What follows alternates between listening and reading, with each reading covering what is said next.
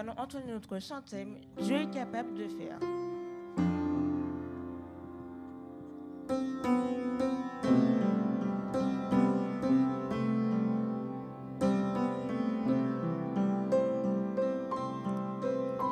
Infiniment, abondamment, bien au-delà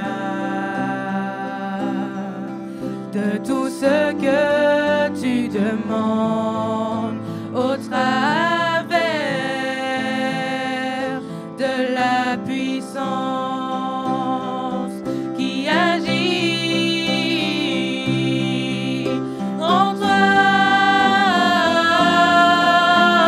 Dieu est capable de faire tout ce qu'il dit, il fera et il accomplira toutes ses promesses envers toi.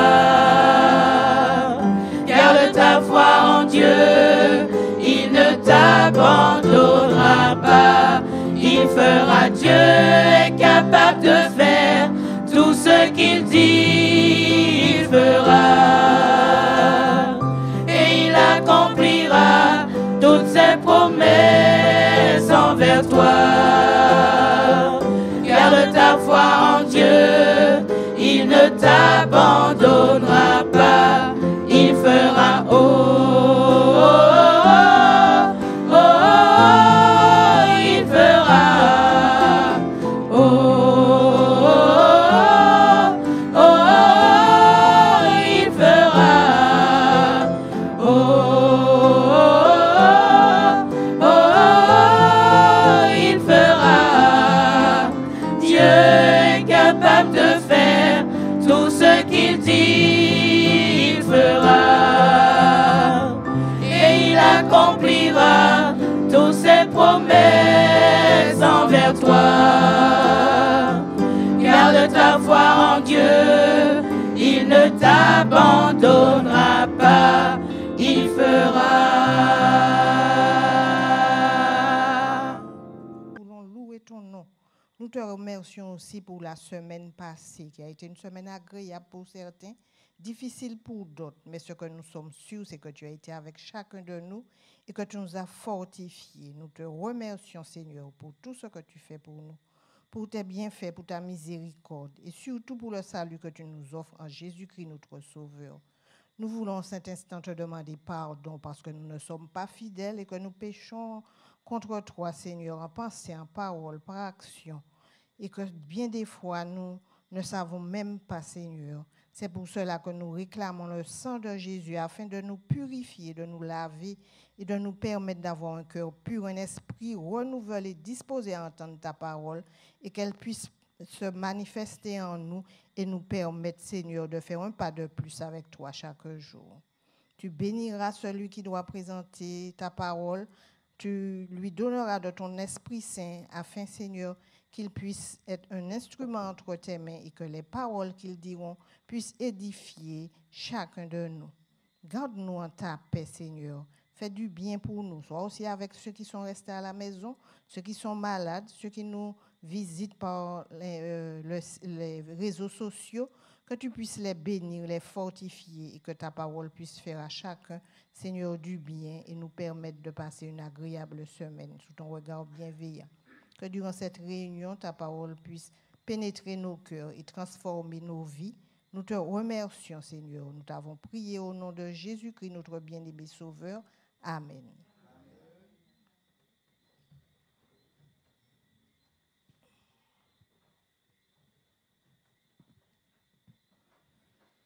Frères et sœurs, bonsoir à ceux qui sont en présentiel ici et à ceux qui sont sur le net. Nous vous souhaitons à tous une cordiale et chaleureuse bienvenue. Que la parole de Jésus puisse réchauffer vos cœurs et vous permettre d'avancer dans ces moments difficiles. Nous voulons aussi vous rappeler que nos réunions continueront durant cette semaine, lundi, mardi, mercredi, vendredi, à partir de 18h30 et le sabbat à partir de 9h. Nous vous remercions de rester à notre écoute, d'être fortifiés, Que Dieu bénisse chacun de vous. Amen. Il ne vint pas juger le monde, il vint sans nous blâmer, nous chercher dans la nuit profonde, il vint pour nous sauver. Quand nous l'appelons sauve, quand nous l'appelons sauve, c'est son vrai nom, oui c'est son nom, il vint pour nous sauver. Pour nous dans son amour immense, il mourut sur la croix. De nos péchés, de nos offenses, il porta tout le poids. Quand nous l'appelons sauve, quand nous l'appelons sauve, c'est son vrai nom, oui c'est son nom, il vint pour nous sauver. Bientôt achevant sa victoire, il reviendra du ciel et nous goûterons dans la gloire un salut éternel auprès de notre Sauveur, auprès de notre Sauveur. Nous goûterons un salut éternel auprès de notre Sauveur, auprès de notre Sauveur. Nous goûterons un salut éternel.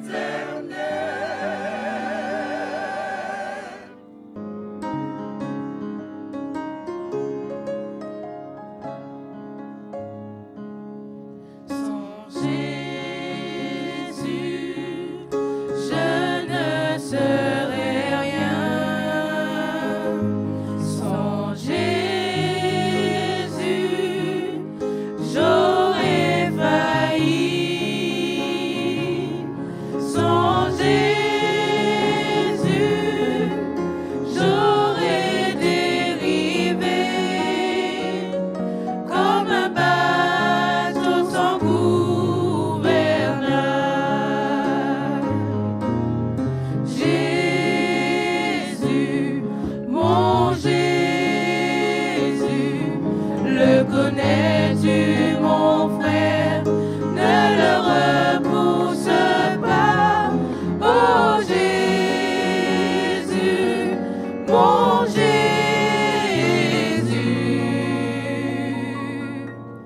sans ton secours, je serais perdu. Loué sois-tu, notre Dieu et notre Père, pour Jésus-Christ, qui est venu dans ce monde et qui nous a apporté le salut. Et nous nous réjouissons ce soir parce que Jésus est vivant, vivant au siècle des siècles. Nous nous réjouissons ce soir parce que Jésus est notre force, notre Sauveur, notre Seigneur, celui qui nous permet de nous présenter en ta présence, ce qui nous permet de confesser nos péchés en son nom, obtenir le pardon. Nous réalisons, notre Dieu et notre Père, que la vie n'est pas facile. La vie comporte des moments très durs, des obstacles par-ci, des embûches par-là, des familles qui sont dans la désolation, des familles qui sont atteintes par le deuil, des familles qui ont des problèmes matériels, des familles qui ont des problèmes spirituels, des jeunes gens, des jeunes filles qui ne savent où donner la tête, des personnes qui sont malades et qui ne savent ce qu'il faut faire. Elles ont été à droite et à gauche chercher des réponses, des solutions, mais les problèmes demeurent. Alors notre Dieu, je te prie en cette heure de visiter toutes ces familles, de visiter tous ces jeunes, que ce soit des jeunes gens ou des jeunes filles, apporte-leur, Seigneur, la force, la résilience nécessaire afin qu'ils rebondissent et que par ta grâce, ils trouvent leur direction. Ô Père, sa parole ce soir sera proclamée. Et nous voulons que Jésus soit seul qui soit entendu, que son message soit clair, son message soit limpide et que les cœurs soient touchés. Et permets, Père, que l'Esprit Saint soit l'instructeur principal de ce message et qu'il n'y ait aucun problème de diffusion et qu'il n'y ait aucun obstacle. Ainsi, Père, prends possession de ces lieux, remplis ces lieux de ta présence. Permets que les anges puissants qui excellent en puissance soient dépêchés pour investir ces lieux et que Jésus-Christ soit vu, soit entendu et que l'homme soit effacé et que Jésus-Christ soit exalté. Ô Père, nous avons besoin de toi. Alors que dans ce quartier du Verbré, ta parole est prêchée et il y a un impact sur le monde entier, que les hommes et les femmes, ceux et celles qui tergiversent, qui tournent dans leur maison, la parole les interpelle et ils savent qu'ils doivent donner leur cœur à Jésus. Permets que ce soit, Seigneur, qu'au nom de Jésus, toute chaîne soit brisée. Et que ceux et celles qui veulent marcher avec Jésus, suivre Jésus, l'accepter comme leur Seigneur, comme leur Sauveur, puissent le faire en toute tranquillité, sous la puissance de l'Esprit Saint. Ô Père, bénis cette assemblée. Bénis ceux et celles qui sont dans leur maison, et quel que soit l'endroit où les gens se trouvent, que ta paix les remplisse. Dans le nom de Jésus, nous avons prié et pour ta gloire éternelle. Amen. Amen.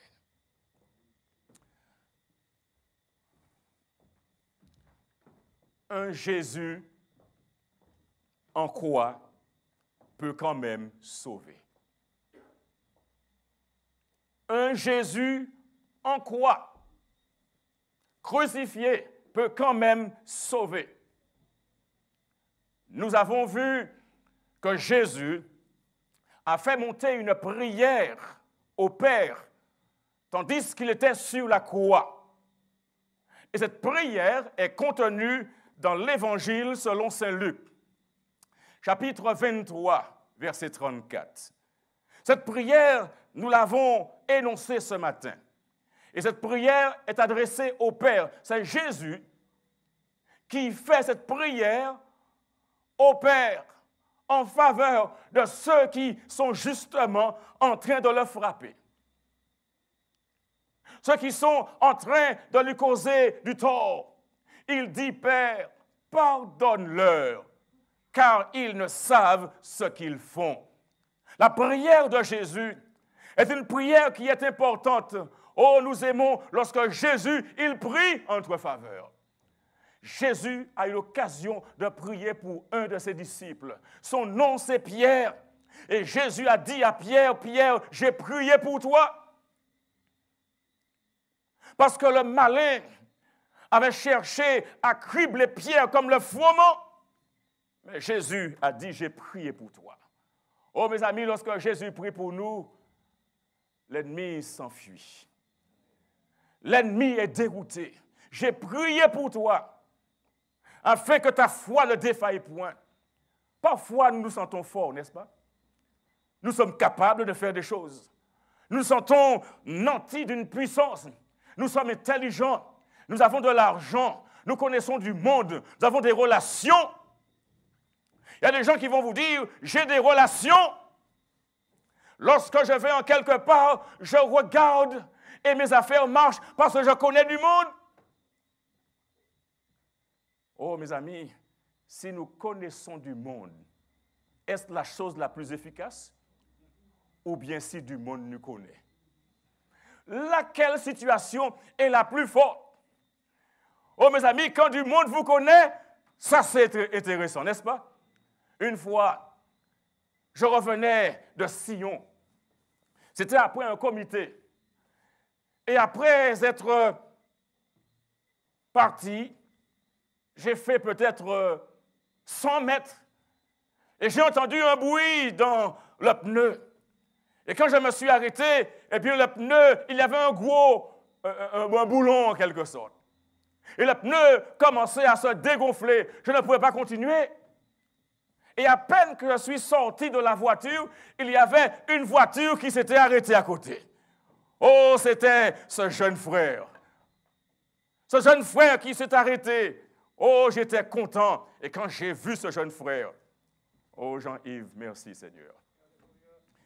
J'étais à peine sorti de la voiture que Jean-Yves était là. Et vous savez, parfois, quand ça vous arrive, vous êtes embarrassé, vous êtes gauche. Vous avez parlé, mais pas toujours démonter un pneu, n'est-ce pas? Ou alors, si vous pouvez le faire, ça vous donne du fil à retordre. Et voilà, Jean-Yves est arrivé. Et en ne rien du tout, il avait sa boîte d'outils.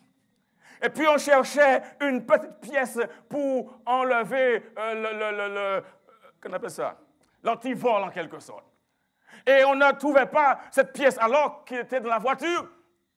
Et sa fille, Corrie, est partie. Et en ne rien du tout, Corrie était revenu avec la pièce. Alléluia. Jésus a prié pour Pierre. C'est bon que Jésus nous connaisse. Et c'est bon que nous connaissions Jésus. Et lorsque cela va de cette manière, eh bien, nous sommes tirés d'affaire. Et je dis, loué soit Dieu pour un Jésus qui prie pour nous. Pardonne-leur, car ils ne savent ce qu'ils font. Voyez-vous, les dirigeants juifs avaient décidé délibérément de s'opposer à Jésus-Christ. Ils avaient cependant reçu toute la lumière de la vérité. Cette lumière était à leur disposition.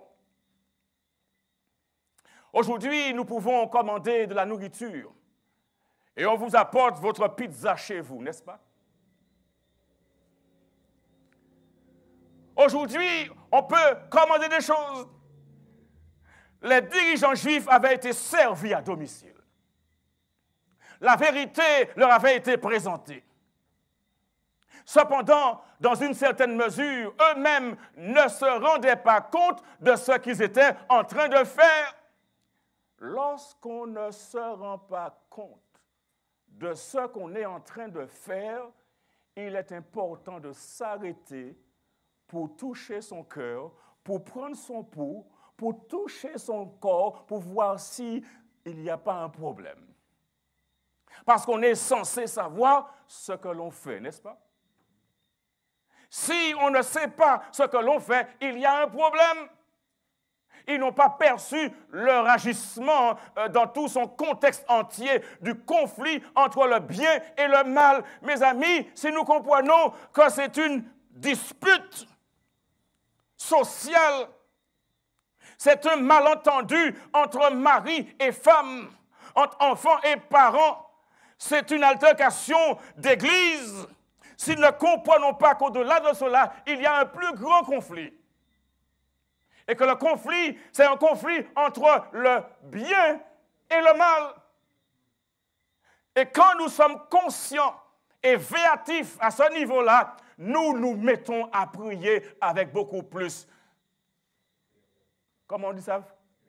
De ferveur, merci. Parce que l'ennemi ne viendra pas toujours avec de grosses cornes. Il ne viendra pas avec quelque chose, une longue queue, comme c'est montré dans le carnaval. Mais si on apprend à danser avec l'ennemi, on finira par être possédé par lui. Lorsqu'il y a un problème, que ce soit dans le foyer, que ce soit au travail, que ce soit à l'église, nous devons voir le plus grand conflit, le conflit cosmique, le conflit entre le bien et le mal. Et nous mettre à prier comme jamais auparavant. Et lorsque ces choses se manifestent, il faut prendre du recul, aller à la cuisine et prendre un grand verre d'eau et boire. Ne pas s'empresser de répondre. Parce qu'en s'empressant de répondre, on peut jeter de l'huile sur le feu. Et cela arrive souvent lorsqu'on est fatigué, lorsqu'on est stressé. Eh bien, on a moins de capacité de réagir correctement. Mais Jésus, quand je l'observe, ce Jésus est un sauveur qui est bon. Un sauveur qui est calme. Un sauveur qui est sage. Un sauveur qui ne fait entendre aucun murmure. Sur la croix, ce sauveur ne fait entendre aucun murmure. Son visage reste calme, son visage reste serein, mais de grosses gouttes de sueur en perlent son front. Pas une parole de réconfort à ce niveau-là. Pas une main secourable pour essuyer la sueur mortelle de son visage. Pas une parole de sympathie. Pas une parole d'attachement inébranlable ne vient réconforter son cœur humain. Pendant que les soldats accomplissent leur besogne barbare, Jésus prie pour ses ennemis. Quel Jésus! Tandis que l'on cloue, on place les clous dans ses mains et dans ses pieds, Jésus prie pour ses bourreaux. Ferions-nous cela? Dirions-nous, eh bien, touchez-moi. Je vais vous montrer et puis, qui nous a fait.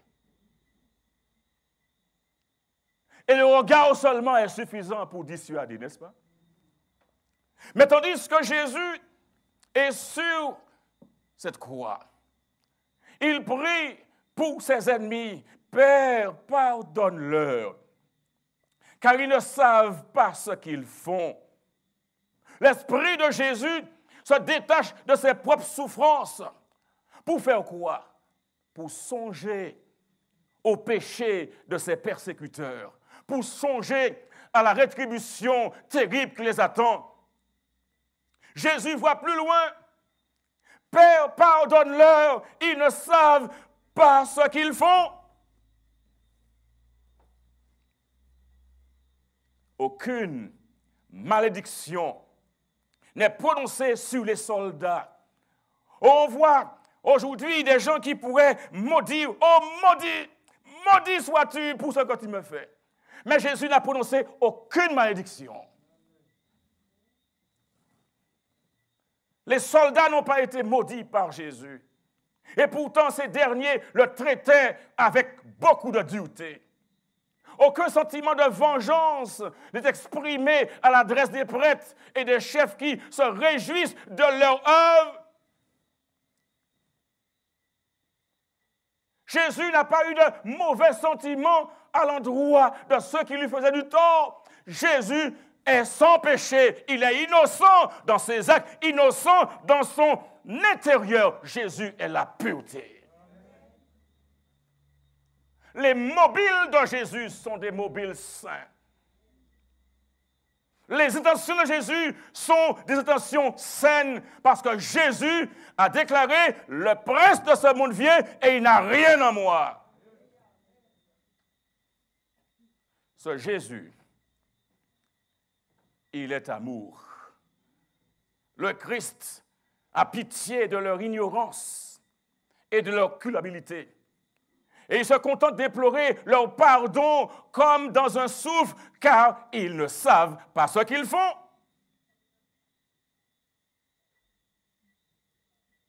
Ils eussent été saisis de remords et d'horreur s'ils avaient su qu'ils mettaient à la torture un être venu sauver une race coupable de la ruine éternelle. Leur ignorance n'enlève pas leur culpabilité, car ils auraient pu connaître et accepter Jésus en tant que sauveur. Mais il y a une chose qui se passe, et je l'ai vu il n'y a pas trop longtemps, dans un échange sur Zoom. Une dame qui est venue avec une telle rage et qui vomissait tout son fiel en quelque sorte et qui frappait avec haine, avec colère.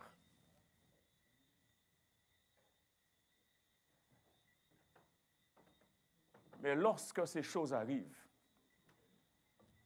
il y a à avaler sa salive, à se rappeler ce que Jésus a dit, à moi la vengeance, à moi la rétribution. Si vous vous mettez à réagir de la même manière que l'autre agit, il y aura un cancan. Il y aura une explosion. Il y aura une 3e guerre mondiale. Si vous vous mettez à réagir parce qu'une personne est en souffrance, si vous réagissez comme elle vous donne, il y aura un problème. Il faudra que quelqu'un enlève le pied de l'accélérateur. Il faudra que quelqu'un puisse changer de discours et ne pas utiliser les mêmes armes. Parce que quand on utilise les armes de la colère, les armes de la vengeance, eh bien ça finit par produire encore d'autres armes de colère et de vengeance. Et on entre dans la spirale de la violence. Et finalement, ça devient si compliqué qu'on a de la peine à se pardonner, à se rencontrer. Mes amis, quelques-uns, et c'est ça qui peut arriver lorsque la vérité est au centre de la démarche, plus tard connaîtront leurs péchés. Plus tard connaîtront leurs péchés. Plus tard se repentiront. Plus tard se convertiront. Mais si on se met à bagarrer contre l'autre comme l'autre fait, eh bien, il ne verra pas la différence et on aura perdu une opportunité de sauver une âme. Mes amis, la parole de Dieu est claire. Une parole calme, une parole douce, calme la colère. D'autre part, leur impénitence empêcheront l'exaucement de la prière que le Christ a prononcée en leur faveur. Le Christ a dit, Père, pardonne-leur. Mais ça dépend pas seulement de Christ, ça dépend aussi des gens qui sont concernés, parce que nous avons été créés avec le pouvoir de décider. Décider de suivre Jésus, de mettre sa parole en pratique, ou de faire comme on veut. Nous avons un pouvoir que Dieu nous a donné et il ne l'enlèvera pas de nous. D'une manière ou de l'autre, le dessein de Dieu s'accomplira. Ce que je veux nous dire ce soir, ne nous occupons pas de ce qui se passe à gauche ou à droite. D'une manière ou d'une autre, Dieu triomphera. D'une manière ou d'une autre, le diable sera battu, il est déjà battu, même si sa queue bouge, mais sa queue est une queue coupée. Le Seigneur a déjà remporté la victoire. Jésus est en voie d'acquérir le droit de devenir l'avocat des hommes auprès du Père. Et c'est pourquoi il a dit, mes petits-enfants, alléluia. Si quelqu'un a péché, il a un avocat auprès du Père et son nom c'est Jésus-Christ, le juste. Jeunes gens, jeunes filles, la vie n'est pas toujours gentille avec toi. Et les gens parfois ne sont pas toujours gentils avec toi. Mais sache que Jésus t'aime. Et il a tout fait pour que tu sois dans la sécurité de son amour. Lorsqu'on te méprise, lorsqu'on te dit toutes sortes de noms d'oiseaux, ne te fais pas de soucis parce que Jésus t'a déjà sauvé. il t'a racheté à Golgotha. Et les gens qui le disent sont utilisés par l'ennemi, ne tombent pas dans ces pièges-là. Mais regarde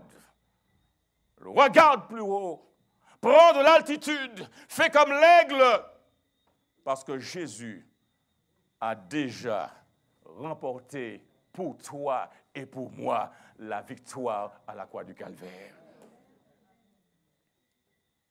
En priant pour ses ennemis, et voilà quelque chose qui marche. Avez-vous déjà prié pour un ennemi? Combien ont déjà prié pour un ennemi? Amen, amen. Ceux qui sont en distanciel doivent savoir que les mains se sont levées. Ceux qui sont en présentiel ont déjà prié pour des ennemis. Deuxième question. Quand vous avez prié pour cet ennemi ou pour ses ennemis, quel résultat avez-vous obtenu? Là, la paix. Ça veut dire qu'il y avait la guerre avant, c'est ça? Et en priant pour cet ennemi-là, vous avez obtenu la paix. Oh, la réconciliation. Amen. Nous devons prier pour nos ennemis. Et si nous nous appliquons à prier pour nos ennemis, nous n'aurons plus d'ennemis. Ou alors, ces ennemis-là seront apaisés. Et parfois, c'est tellement dur. Il y en a qui disent, pas prier, pas moi.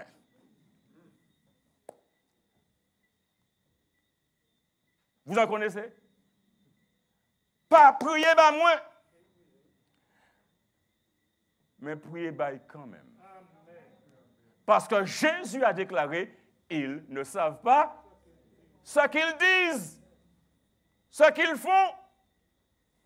Si vous avez un problème avec le voisinage, il y a des gens qui vont venir et ils vont verser ou déverser leur poubelle devant votre porte.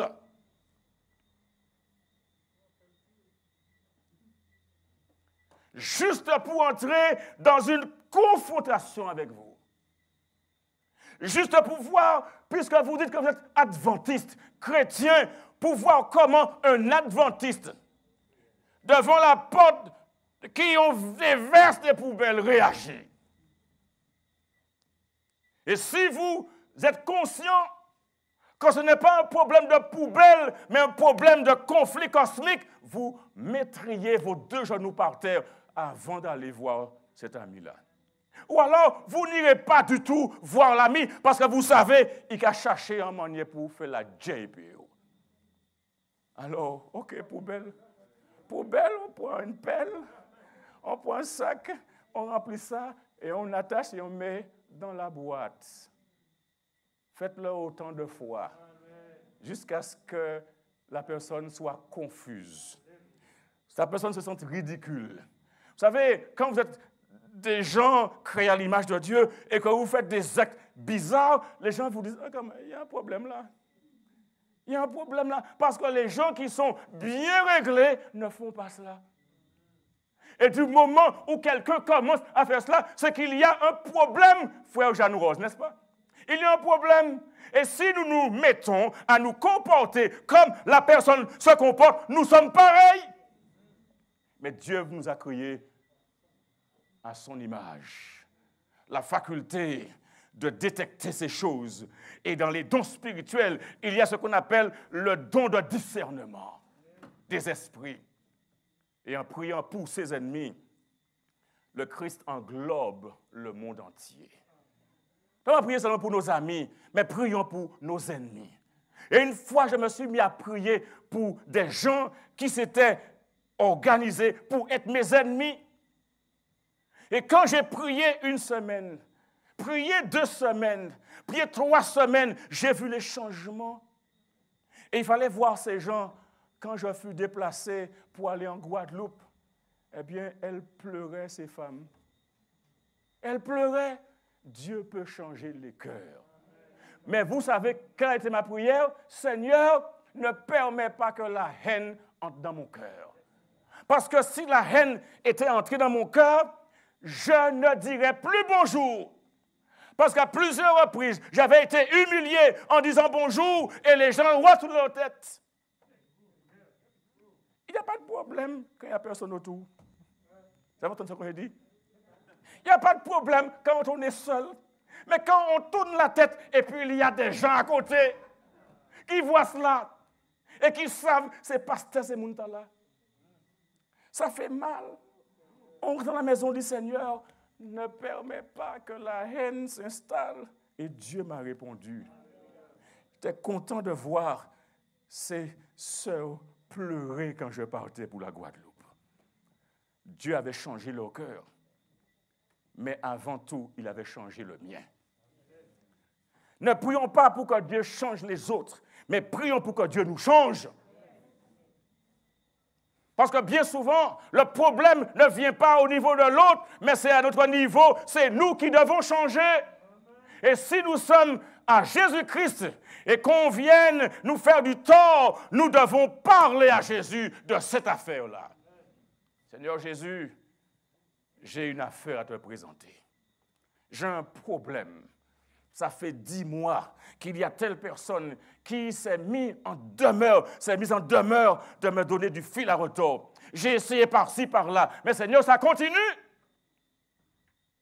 Donne-moi la force, donne-moi l'intelligence, donne-moi la sagesse, donne-moi la patience. Montre-moi dans ta parole comment des hommes de la Bible ont agi et réagi par rapport à cela. Montre-moi dans ta parole ce que je dois faire. Le Seigneur nous répondra, mes amis. Jésus a prié pour ses ennemis. Et le Christ englobe le monde entier. Avec tous les pécheurs qui ont vécu ou qui vivront depuis le commencement jusqu'à la fin des temps, nous sommes, mes frères et mes sœurs, mes chers amis, tous coupables du crucifixion du Fils de Dieu. Nous sommes tous coupables. À nous tous, le pardon est gratuitement offert. Quiconque le veut peut obtenir la paix avec Dieu et l'héritage de la vie éternelle. La personne que nous n'aimons pas voir n'est pas pire que nous. Parfois, ce sont des effets particuliers, mais chacun de nous, nous avons nos défauts. C'est pas vrai? Chacun de nous, nous avons nos mauvais traits de caractère. Il y a des choses qui ne sont pas belles du tout en nous. Mais le problème, c'est que nous avons la veste. Nous avons une belle robe. Nous avons une belle manière de faire. Et nous nous comportons bien devant les étrangers. Hello. Oh, devant les étrangers, on se comporte bien, on parle un français, on est patient, on est gentil. Il n'y a pas de problème, on ne pile pas une fourmi. Oh, ce frère-là, il est magnifique, c'est un ange. Oh, cette sœur-là, elle est extraordinaire. Et puis, si vous voulez avoir une bonne photographie, allez à l'improviste à la maison. Allez tôt à la maison ou allez tard le soir et vous aurez la bonne photographie. Vous aurez la bonne photographie. Le peuple avait cette situation d'ambivalence. Et le peuple, dans son ensemble, avait très peu de notions de ce qui se passait. Et leur raillerie et leur moquerie étaient faites en toute ignorance. Ils suivaient aveuglément leurs dirigeants. Alors, mes amis, ne suivons pas aveuglément les dirigeants. Peuple Martinique, levez les autres, ouvrez les autres, lisez la Bible. Ne suivez personne aveuglément, mais laissez la parole de Dieu vous guider, vous illuminer. Peuple Martinique, ouvrez les autres. Lisez la Bible, bon Dieu qu'a venu. Et avec tout ce qui circule aujourd'hui, ne laissez personne vous fourvoyer. Tant de vérité et de contre-vérité, des choses qui sont dites aujourd'hui et qui la semaine prochaine ne sont plus valables par d'éminents scientifiques qui s'entrechoquent et s'opposent, à qui donner une écoute attentive. S'ils sont dans la confusion, par contre, Jésus, c'est la vérité. Jésus-Christ est la vérité. Peuple Martinique, ouvrez les autres. Ouvrez les autres. Retournez à l'étude de la parole de Dieu. Cherchez de tout votre cœur la parole de Dieu. Parce que les temps sont difficiles. La fin du monde arrive à grands pas. Les soldats romains eux-mêmes avaient encore moins de notions de ce qu'ils faisaient. Et malgré le fait qu'à ce moment-là, la lumière perçait le cœur du centenier romain, l'Écriture déclare, par exemple dans Matthieu chapitre 27, verset 54, concernant le centenier. Matthieu chapitre 27, verset 54, très belle déclaration par rapport à ce centenier qui était là en tant que superviseur de l'exécution au niveau de la crucifixion. Matthieu chapitre 27, verset 54, la Bible dit ce qui suit. Le centenier et ceux qui étaient avec lui pour garder Jésus, ayant vu le tremblement de terre et ceux qui venaient d'arriver, furent saisis d'une grande frayeur et dirent assurément, cet homme était fils de Dieu. Qui l'a dit? Le centenier, un Romain, un païen qui l'a dit. Assurément, cet homme était fils de Dieu. Alors que les hommes religieux étaient frappés de cécité ou d'incrédulité ou d'orgueil. Mais le centenier reconnaît que Jésus-Christ est le Messie. Je vous pose une question ce soir. Quel événement avez-vous vécu qui vous a marqué et vous a fait réfléchir sur votre vie? Combien de fois avez-vous voulu vous éloigner des gens qui parlent de Dieu? Oh, il y a des gens qui vont vous dire, oh, je vais construire ma maison dans un endroit où les gens qui parlent de Dieu ne viendront pas. Je vais chercher un emploi où les gens qui prient ne viennent pas. Pour se retrouver dans la compagnie de personnes qui prient, de personnes qui évoquent le nom de Dieu. Et parfois on va en milieu, à milieu, mais le Seigneur sait comment nous atteindre. Et en ce moment, le Seigneur vous atteint. Il vous atteint chez vous. C'est un miracle, le miracle de la communication, le miracle de la technologie qui est utilisé comme moyen aujourd'hui pour que Dieu puisse entrer chez vous, dans votre chambre à coucher. Vous qui fuyez la parole de Dieu, il vous met cela sur un plateau, il vous sert cela à domicile comme une pizza que vous avez commandée. La différence, c'est que Dieu, il sait ce dont vous avez besoin. Il connaît vos besoins. Et vous ne savez pas que vous êtes en problème, mais Dieu, il sait que vous êtes en problème. Il sait que vous avez un homme qui ne couche pas à la maison, mais qui a une femme, et chaque soir c'est un cauchemar, parce que le lit est vide. Et vous pleurez chaque soir. Et vous faites la bonne impression. Pour que tout soit vu, eh bien, vous êtes ensemble, mais vous n'êtes pas ensemble. Dieu, il sait cela.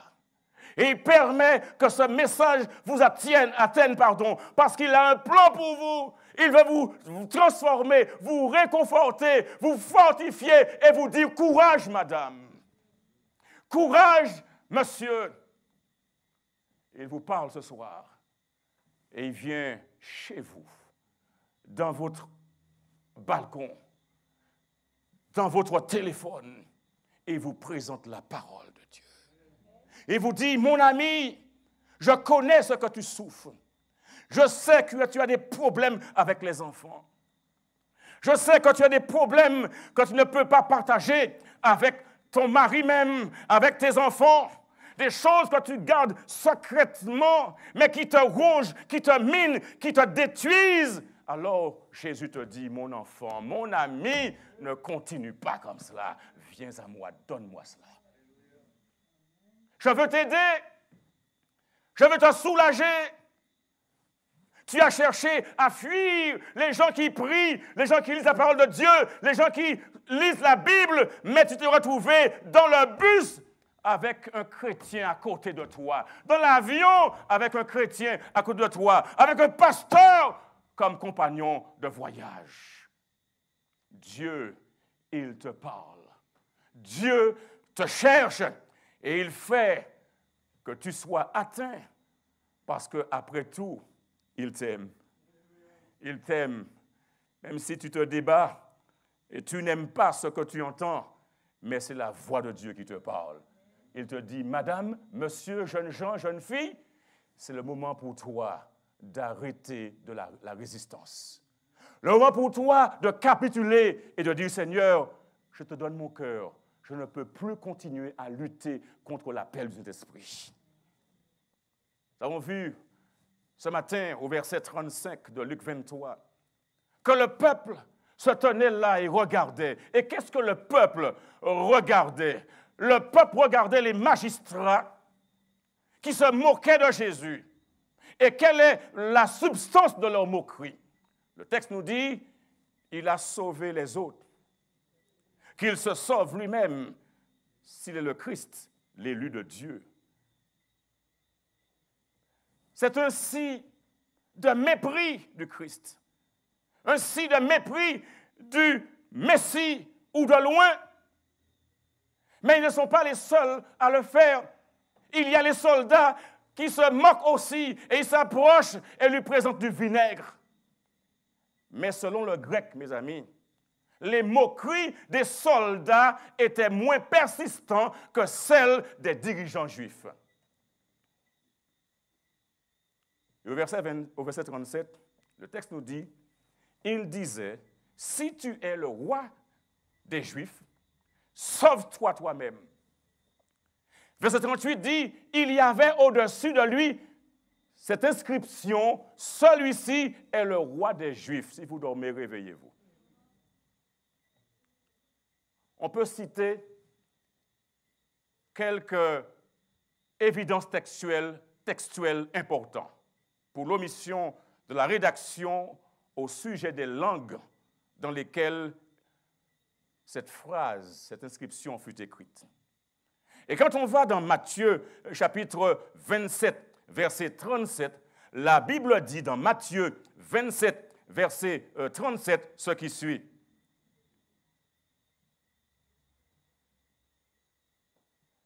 Matthieu, chapitre 27, verset 37 déclare, et je lis, « Pour indiquer le sujet de sa condamnation, on écrivit au-dessus de sa tête, celui-ci est Jésus, ensuite, le roi des Juifs. » Notons bien qu'il est déclaré, on écrivit. Qui est ce on? Quelqu'un saurait-il, frère Bouriel? Qui est ce on? On écrivit. Ce n'est pas indiqué. Mais ce qu'on a écrit nous dit clairement, celui-ci est Jésus. Amen. Le roi des Juifs.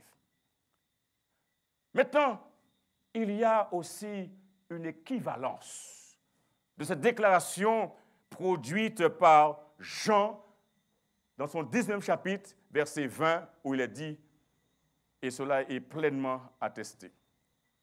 Dans Jean chapitre 19, verset 20, la parole de Dieu déclare, dans Jean chapitre 19, verset 20, et je voudrais que vous compreniez ce qui se passe.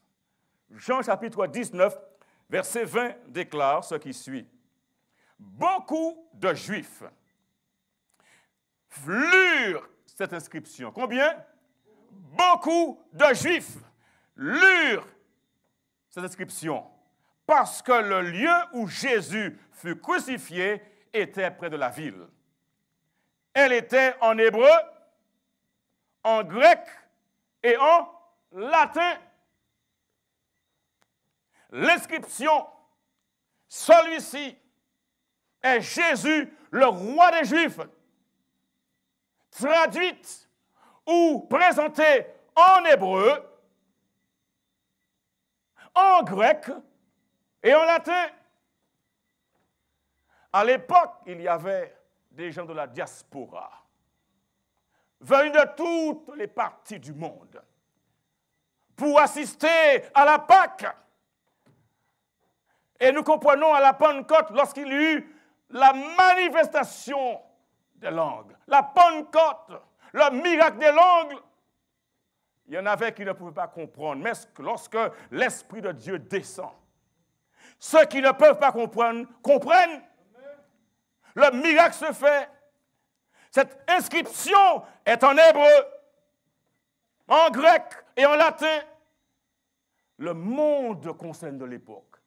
Et tous, ils sauront que Jésus-Christ est le roi des Juifs. Jésus, quand il est élevé, en quoi est présenté officiellement comme le Messie promis. Ce Jésus qui a été rejeté, eh bien voilà, il est élevé, lui, le roi des Juifs. Mais ma question, est-il le roi des Juifs seulement? Les Écritures indiquent ici qu'il n'est pas seulement le roi des Juifs. Romains chapitre 3, verset 29 dit, Romains chapitre 3, verset 29, un texte qui est important, et j'entends les clameurs de pasteur de Frère Bouriel qui dit, selon Romains 3, verset 29, il est dit, ou bien Dieu est-il seulement le Dieu des Juifs? N'est-il pas aussi des païens? Oui, il est aussi des païens. Amen. L'inscription est claire, mes amis. En hébreu, les Juifs doivent reconnaître que Jésus est le Messie qui a été promis. Et Jésus est le seul qui peut les sortir de leur situation. Jésus est le Messie qui a été promis, non seulement pour les Juifs, mais pour l'humanité. Et il n'y a de salut en aucun autre. Car il n'y a sous le ciel aucun autre nom qui a été donné par lequel nous devons être sauvés. Le monde grec doit le savoir. Le monde latin doit le savoir. Jésus-Christ est Seigneur. Jésus-Christ est Sauveur. Jésus-Christ est Messie. Jésus-Christ est la réponse de Dieu à l'humanité.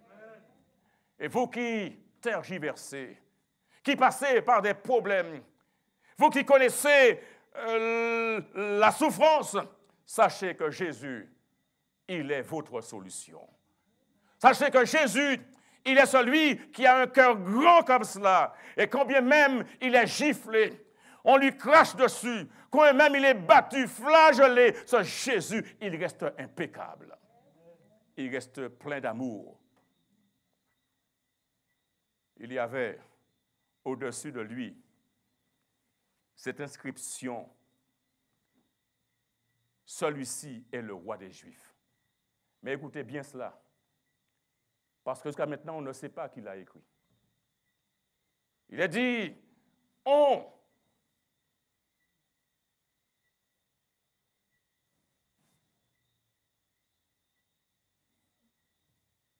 avait cette inscription. Matthieu nous dit, celui-ci est Jésus, le roi des Juifs. Pour indiquer le sujet de la condamnation, on écrivit. Jean nous dit ensuite, beaucoup de Juifs lurent cette inscription. Mais ce qu'il faut comprendre ici, c'est qu'une puissance supérieure à Pilate et aux Juifs a voulu que cette inscription fut placée au-dessus de la tête de Jésus. Par ce moyen, la providence divine fera réfléchir les hommes et les poussera à sonder les Écritures. Le calvaire s'élevant à proximité de la ville, une telle proclamation de la messianité de Jésus de Nazareth, vérité vivante, transcrite par une main que Dieu a dirigée, va être remarquée par des milliers de personnes venues à Jérusalem de toutes les contrées. Quelle que fût la main qu'il a écrite, cette main fut dirigée par Dieu. Jésus, le roi des Juifs. Jésus, le sauveur de l'humanité. Et nous finissons par ces deux personnages, deux malfaiteurs. Combien sont-ils? Deux malfaiteurs, crucifiés et qui injuriaient. Et disaient, n'es-tu pas le Christ? Sauve-toi toi-même et sauve-nous. Mais l'autre le reprenait en disant, ne crains-tu pas Dieu, toi qui subis la même condamnation? C'est-à-dire devant le trône duquel tu dois comparaître. La même sentence, la même condamnation. En d'autres termes, tu es tout aussi coupable. Qui es-tu pour condamner? Qui es-tu pour condamner? Pour nous, c'est juste. Car nous recevons ce qu'ont mérité nos crimes, mais celui-ci n'a rien fait de mal. Mes amis, ce larron était honnête. Pensez-vous cela? Honnête au point où il a admis candidement sa culpabilité. Il dit rien de mal, littéralement rien de déplacé. Et ce malfaiteur est sans doute son compagnon.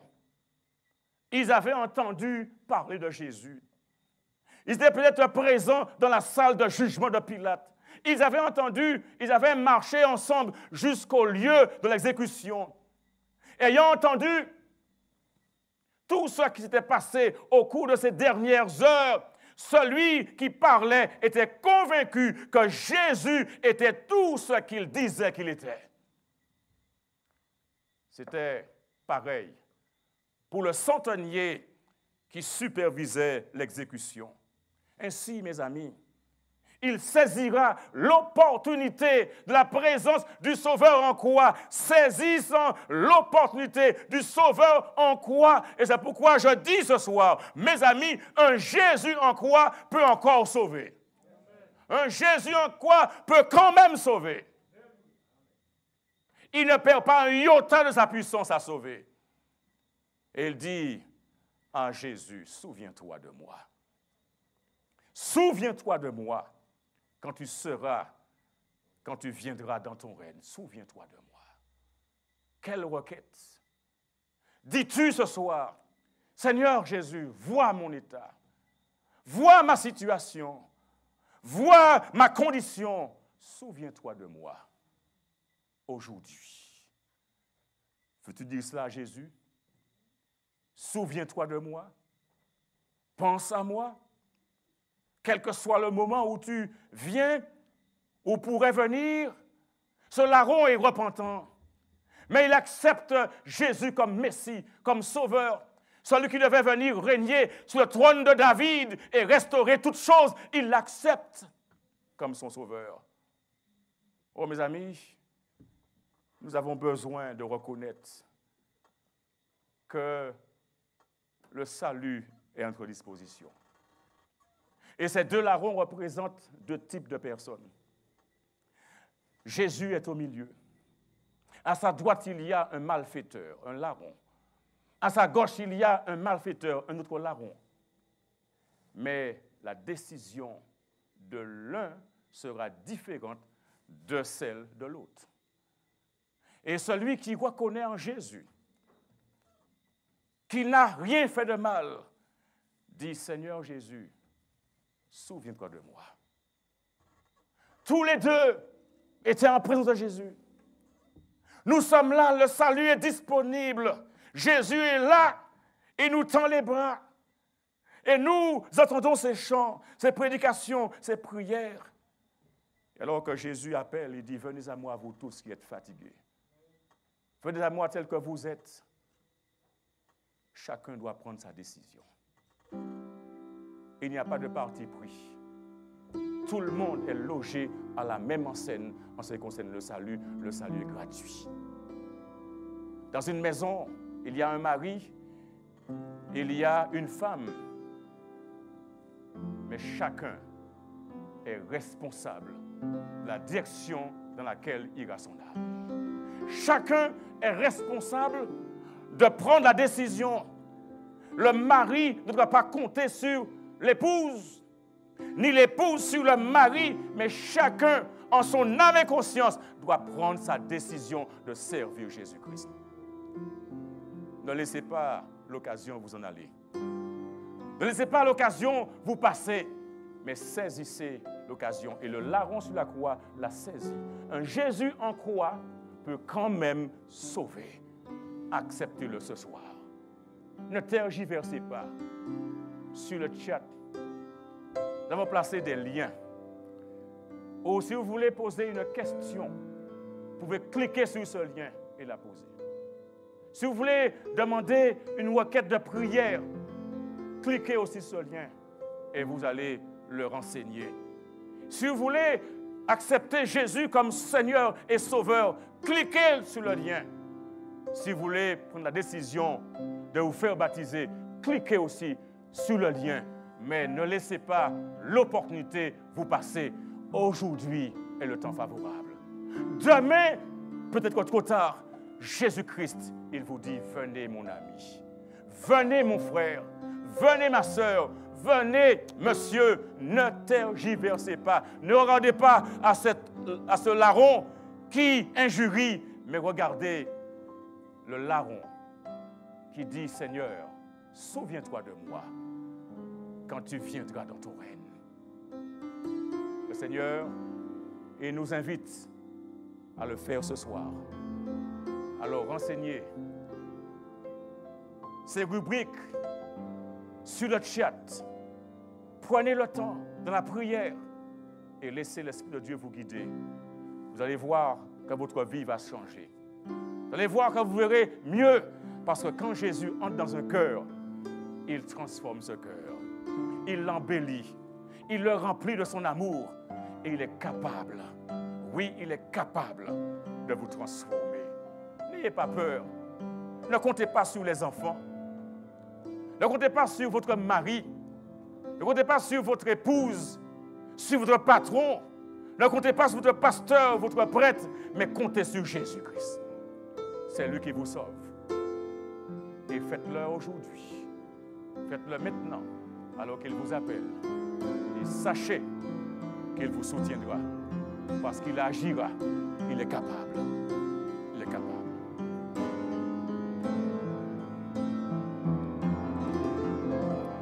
Dieu est capable de faire tout ce qu'il dit, il fera.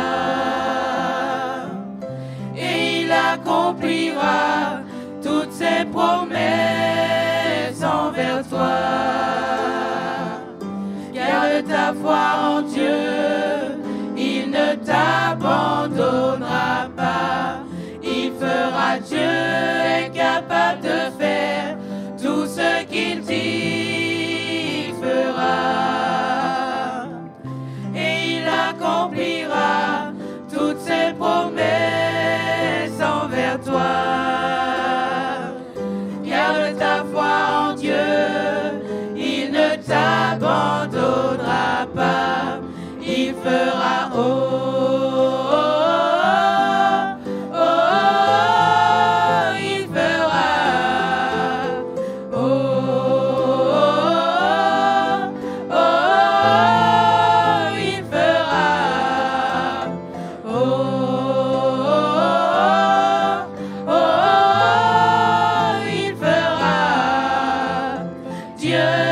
capable de faire tout ce qu'il dit, il fera.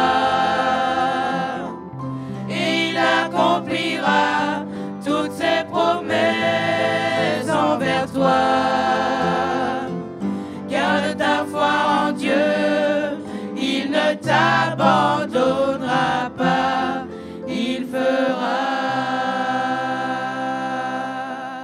Merci, Père éternel, pour la promesse que tu nous as faite d'agir en notre faveur, nous démontrant de manière très claire que tu es capable. Et que ce que tu dis dans ta parole, tu le feras. Mets ta confiance en l'Éternel et il agira. Aide-nous ce soir à ne plus douter de ta puissance, à ne plus douter de ton amour pour nous, à ne plus douter de ce moment pour que nous venions à toi tels que nous sommes. Et nous voulons, Père, que tu nous transformes, que tu nous laves, que tu nous nettoies, que tu enlèves de nous toute aigreur, toute colère, toute haine, que tu enlèves de nous le péché. Ô Père éternel, nous avons besoin de toi. Oh, il y a des hommes et des femmes, Seigneur, qui sont dans un combat en ce moment. Leur conscience les bouleverse, leur conscience les interpelle. Oh Seigneur, permets que l'Esprit Saint puisse toucher leur conscience et qu'ils puissent arrêter de lutter, mais qu'ils se donnent à toi. Qu'ils arrêtent de lutter contre l'Esprit Saint, mais qu'ils disent, Seigneur, prends la direction de ma vie. Tu sais mon désir de te servir. Viens, donne-moi la force. Parle à mon épouse, parle à mes enfants, et permets qu'eux aussi comprennent que le moment est venu pour eux de revenir à l'Église, de revenir dans la communauté de foi, ceux qui croient en Jésus-Christ et qui ont entendu cette parole, qui une fois étaient présents, mais qui sont partis. Ô Père éternel, ramène-les. Ramène-les aujourd'hui, avant qu'il ne soit trop tard. Permets, Seigneur, que ce message les parvienne, en sorte qu'ils soient sortis et mis hors de danger. Le péché les esquintant, le péché les défigurant, mais qu'ils viennent à Jésus, qui va les laver, les purifier, les transformer, les métamorphoser. Ô Père, nous t'aimons et nous voulons te servir. Donne-nous la force, toute la résilience, et permets que ce soit les gens ici en présentiel, ou les autres qui sont en distanciel et qui regardent à la télévision, qui regardent sur YouTube, et quel que soit le support qu'ils utilisent, parle à leur cœur et permet qu'ils puissent prendre la tâche de ces liens, de ce numéro de téléphone, le 0696 29 84 63, qui s'affiche sur le chat, Seigneur. Parle à leur cœur et pousse-les, motive-les, inspire-les à ne plus résister, mais à capituler et à dire, Seigneur, merci de l'opportunité, et qu'ils saisissent cette opportunité et qu'ils marchent pour Jésus-Christ. Ô Père, bénis ceux qui sont en présentiel et ceux qui sont en distanciel à la télévision, sur YouTube, ou quel que soit le support utilisé. Bénis-les, fortifie-les et permets que tous ensemble, de commun accord, louent le Seigneur en vivant pour lui. En Jésus. Amen. Une bonne soirée à chacun. À demain soir, 18h30. Le Seigneur vous garde et qu'il vous bénisse. Nous chantons en sortant. Dieu est capable de faire tout ce qu'il dit, il fera. Et il accomplira toutes ses promesses envers toi. Garde ta foi en Dieu.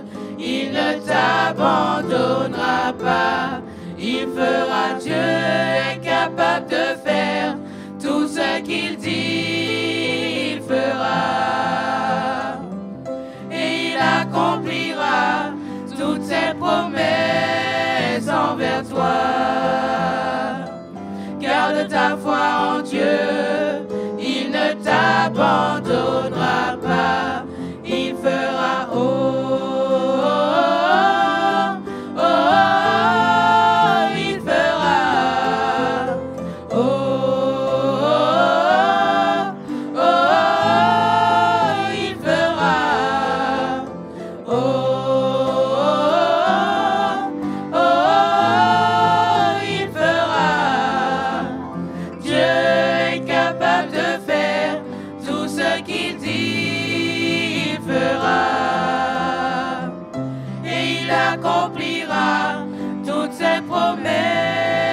envers toi.